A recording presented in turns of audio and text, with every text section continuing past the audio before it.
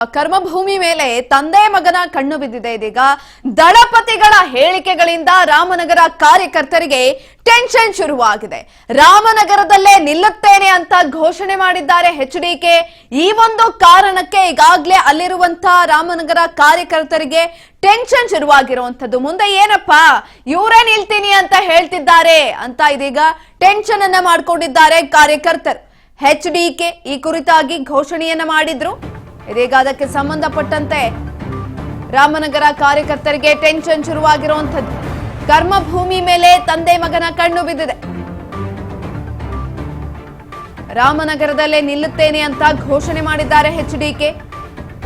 ರಾಜಕಾರಣಕ್ಕೆ ವಾಪಸ್ ಬರೋದಾಗಿ ಹೇಳಿ ಕ್ಷೇತ್ರದ ಬಗ್ಗೆ ತಿಳಿಸಿದ್ದಾರೆ ಎಚ್ಡಿಕೆ. ಈಗ ಪುತ್ರ ನಿಖಿಲ್ ರಾಮನಗರದಿಂದಲೇ ಸ್ಪರ್ಧೆ ಅಂತ ಸ್ಪಷ್ಟನೆ ಕೂಡ ಸಿಕ್ಕಿದೆ. ಮೊನ್ನೆ ಚಿಕ್ಕಮಗಳೂರಿನಲ್ಲಿ ಕುರಿತಾಗಿ ಹೇಳಿಕೆಯನ್ನ ಕೊಟ್ಟಿದ್ದಾರೆ ನಿಖಿಲ್ ಕುಮಾರಸ್ವಾಮಿ. ಹಾಗಾಗಿ ಅಲ್ಲಿರುವಂತಹ ಕಾರ್ಯಕರ್ತರಿಗೆ ಸಹಜವಾಗಿ ಎಲ್ಲೋ ಒಂದು ಕಡೆನಲ್ಲಿ ಟೆನ್ಷನ್ ಶುರುವಾಗಿರುವಂತದ್ದು. ಮೊನ್ನೆ ಚಿಕ್ಕಮಗಳೂರಿನಲ್ಲಿ ಕುರಿತಾಗಿ ಹೇಳಿಕೆಯನ್ನ ಕೊಟ್ಟಿದ್ರು ನಿಖಿಲ್ ಕುಮಾರಸ್ವಾಮಿ. ತಂದೆ ಮಗ ಇಬ್ರೂ ಕಣ್ಣು ಕೂಡ ರಾಮನಗರದ ಮೇಲೆ ಬಿದ್ದಿರುವಂತದ್ದು. ರಾಮನಗರದಲ್ಲೇ ನಿಲ್ಲುತ್ತೇನೆ ಅಂತ ಘೋಷಣೆ ಮಾಡಿದ್ದಾರೆ ಎಚ್ಡಿಕೆ.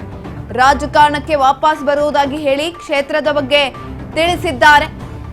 ಈಗ ಪುತ್ರ ನಿಖಿಲ್ ರಾಮನಗರದಿಂದಲೇ ಸ್ಪರ್ಧೆ ಅಂತ ಸ್ಪಷ್ಟನೆ ಕೂಡ ಸಿಕ್ಕಿದೆ.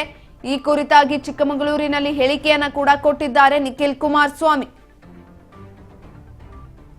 ನಿಖಿಲ್ ಕುಮಾರಸ್ವಾಮಿ ಈ ಕುರಿತಾಗಿ ಹೇಳಿಕೆಯನ್ನ ಕೊಟ್ಟಿರುವಂತದ್ದು ಎಲ್ಲೋ ಒಂದು ಕಡೆ ಸ್ಥಳೀಯ ಚುನಾವಣೆ ಅನ್ನೋದೇನಿದೆ ಈಗಾಗಲೇ ಎಲ್ಲರ ಮನವನ್ನ ಗೆದ್ದಿರುವಂತದ್ದು. ಯಾಕಂತಂದ್ರೆ ಯಾವ ರೀತಿ ಆಗುತ್ತೆ, ಯಾರ್ಯಾರು ಯಾವ ಯಾವ ಪ್ರದೇಶಗಳಲ್ಲಿ ನಿಲ್ತಾರೆ ಅನ್ನುವಂಥ ನಿಟ್ಟಿನಲ್ಲಿ ಕುತೂಹಲಕ್ಕೆ ಕೂಡ ಕಾರಣವಾಗಿದೆ. ಈ ಒಂದು ಸಂದರ್ಭದಲ್ಲಿ ಎಚ್ಡಿಕೆ ಹಾಗೂ ನಿಖಿಲ್ ಕುಮಾರಸ್ವಾಮಿ ಕೊಟ್ಟಿರುವಂತಹ ಕೆಲವೊಂದಷ್ಟು ಹೇಳಿಕೆಗಳು ಇದೀಗ ರಾಜ್ಯ ರಾಜಕಾರಣದಲ್ಲಿ ಅದರಲ್ಲೂ ಕೂಡ ರಾಮನಗರದ ಕಾರ್ಯಕರ್ತರಲ್ಲಿ ಕುತೂಹಲಕ್ಕೆ ಕಾರಣ ಆಗಿರುವಂತದ್ದು. ಎಲ್ಲೋ ಒಂದು ಕಡೆ ಎಚ್ಡಿ ಕುಮಾರಸ್ವಾಮಿ ಅವರು ಹೇಳಿರುವಂತಹ ಒಂದೇ ಒಂದು ಹೇಳಿಕೆ ರಾಮನಗರದ ಕಾರ್ಯಕರ್ತರಲ್ಲಿ ಗೊಂದಲವನ್ನ ಹುಟ್ಟಿಸ್ತಾ ಇದೆ.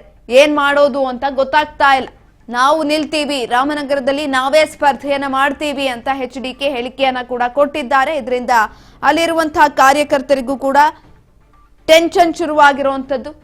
ಇದಕ್ಕೆ ಸ್ಪಷ್ಟತೆ ಕೂಡ ಸಿಕ್ಕಿದೆ. ಮೊನ್ನೆ ಚಿಕ್ಕಮಗಳೂರಿನಲ್ಲಿ ಕುರಿತಾಗಿ ಹೇಳಿಕೆಯನ್ನ ಕೂಡ ಕೊಟ್ಟಿದ್ದಾರೆ ನಿಖಿಲ್ ಕುಮಾರಸ್ವಾಮಿ. ದಳಪತಿಗಳ ಹೇಳಿಕೆಗಳಿಂದ ರಾಮನಗರ ಕಾರ್ಯಕರ್ತರಿಗೆ ಟೆನ್ಷನ್ ಶುರುವಾಗಿರುವಂತದ್ದು.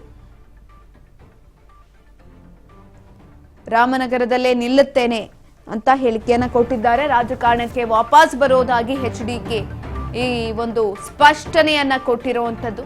ಪುತ್ರ ನಿಖಿಲ್ ಕುಮಾರಸ್ವಾಮಿ ರಾಮನಗರದಲ್ಲಿ ನಿಲ್ತಾರೆ ಅಂತ ಎಚ್ಡಿಕೆ ಮುಖಾಂತರ ಸ್ಪಷ್ಟತೆಯನ್ನ ಕೊಟ್ಟಿದ್ದಾರೆ. ಹಾಗಾಗಿ ಇದೀಗ ಅಲ್ಲಿರುವಂತಹ ಕಾರ್ಯಕರ್ತರಿಗೂ ಕೂಡ ಟೆನ್ಷನ್ ಶುರುವಾಗಿರುವಂತದ್ದು. ರಾಜ್ಯದ ಬೇರೆ ಬೇರೆ ಕ್ಷೇತ್ರಗಳಲ್ಲಿ ನಿಖಿಲ್ ಸ್ಪರ್ಧೆ ಕುರಿತು ಚರ್ಚೆ ಕೂಡ ಆಗ್ತಾ ಇದೆ. ಹೀಗಾಗಿ ಕರ್ಮಭೂಮಿ ರಾಮನಗರದಿಂದಲೇ ಸ್ಪರ್ಧೆಯನ್ನ ಮಾಡೋದಾಗಿ ನಿಖಿಲ್ ಕುಮಾರಸ್ವಾಮಿ ಹೇಳಿರುವಂತದ್ದು. ಇನ್ನು ರಾಮನಗರದಲ್ಲಿರುವಂತಹ 3ನೇ ಬಾರಿಗೆ ಸಿಎಂ ಆಗುವಂತಹ ತವಕದಲ್ಲಿ ಎಚ್ಡಿ ಕುಮಾರಸ್ವಾಮಿ ಅವರು ಇದ್ದಾರೆ. ರಾಜಕೀಯ ಭವಿಷ್ಯದ ದೃಷ್ಟಿಯಿಂದ ರಾಮನಗರ ಸೇಫ್ ಎಂಬ ಲೆಕ್ಕಾಚಾರವನ್ನ ಎಚ್ಡಿ ಕುಮಾರಸ್ವಾಮಿ ಅವರು ಇಟ್ಕೊಂಡಿರುವಂತದ್ದು. ಹಾಗಾಗಿ ರಾಮನಗರದಲ್ಲಿ ನಾವು ನಿಲ್ಲುತ್ತೇವೆ ಅನ್ನುವಂತ ಹೇಳಿಕೆಯನ್ನ ಕೂಡ ಕೊಟ್ಟಿದ್ದಾರೆ. ರಾಮನಗರ ಕಾರ್ಯಕರ್ತರಿಗೆ ಮುಖಾಂತರ ಟೆನ್ಷನ್ ಕೂಡ ಶುರುವಾಗುತ್ತೆ. ನಿಖಿಲ್ ಕುಮಾರಸ್ವಾಮಿ ಅವರನ್ನ ರಾಮನಗರದಲ್ಲೇ ನಿಲ್ಲಿಸಿ ಆ ಮುಖಾಂತರ 3 ಬಾರಿನೂ ಕೂಡ ಅಲ್ಲಿ ಗೆಲ್ಲುವಂತಹ ತವಕನ್ನ ಎಚ್ಡಿ ಕುಮಾರಸ್ವಾಮಿ ಅವರು ವ್ಯಕ್ತಪಡಿಸ್ತಾ ಇರುವಂತದ್ದು ನಿಟ್ಟಿನಲ್ಲಿ ಅಲ್ಲಿರುವಂತಹ ಕಾರ್ಯಕರ್ತರಿಗೂ ಕೂಡ ಒಂದ್ ರೀತಿಯಲ್ಲಿ ಭಯದ ವಾತಾವರಣ ನಿರ್ಮಾಣ ಆಗಿದೆ. ಟೆನ್ಷನ್ ಶುರುವಾಗ್ತಾ ಇದೆ. ಏನ್ ಮಾಡೋದು, ಇವರೇ ನಿಲ್ತೀವಿ ಅಂತ ಹೇಳ್ತಿದ್ದಾರೆ, ನಮ್ಗೆ ಅವಕಾಶಗಳು ಸಿಗುತ್ತಾ ಅನ್ನುವಂಥ ನಿಟ್ಟಿನಲ್ಲಿ ಯೋಚನೆಯನ್ನ ಕೂಡ ಮಾಡ್ತಿದ್ದಾರೆ.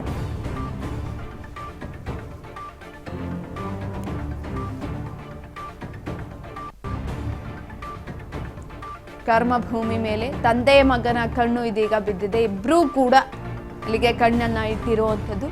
ರಾಮನಗರದಲ್ಲಿ ಸ್ಪರ್ಧೆಯನ್ನ ಮಾಡಿ ಮುಖ್ಯಮಂತ್ರಿ ಆಗುವಂತಹ ತವಕವನ್ನ ಇದೀಗ ಎಚ್ಡಿ ಕುಮಾರಸ್ವಾಮಿ ಅವರು ಮತ್ತೆ ವ್ಯಕ್ತಪಡಿಸ್ತಾ ಇರುವಂಥದ್ದು. ಪುತ್ರ ನಿಖಿಲ್ ಕುಮಾರಸ್ವಾಮಿ ರಾಮನಗರದಿಂದಲೇ ಸ್ಪರ್ಧೆಯನ್ನ ಮಾಡ್ತಾರೆ ಅಂತ ಚಿಕ್ಕಮಗಳೂರಿನಲ್ಲಿ ಹೇಳಿಕೆಯನ್ನ ಕೂಡ ಕೊಟ್ಟಿದ್ರು. ಇದೀಗ ಈ ಎಲ್ಲ ಆಗು ಹೋಗುಗಳನ್ನ ನೋಡಿದ ಮೇಲೆ ಅಲ್ಲಿರುವಂತಹ ಕಾರ್ಯಕರ್ತರಿಗೆ ಒಂದ್ ರೀತಿಯಲ್ಲಿ ಟೆನ್ಷನ್ ಶುರುವಾಗಿದೆ.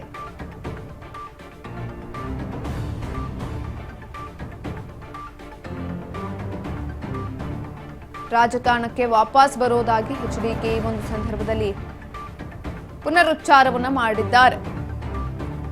ಮೊನ್ನೆ ಚಿಕ್ಕಮಗಳೂರಿನಲ್ಲಿ ಈ ಕುರಿತಾಗಿ ನಿಖಿಲ್ ಕುಮಾರಸ್ವಾಮಿ ಹೇಳಿಕೆಯನ್ನ ಕೂಡ ಕೊಟ್ಟಿದ್ದಾರೆ. ರಾಮನಗರದ ಮೇಲೆ ಇದೀಗ ತಂದೆ ಹಾಗೂ ಮಗನ ಕಣ್ಣು ಬಿದ್ದಿದೆ.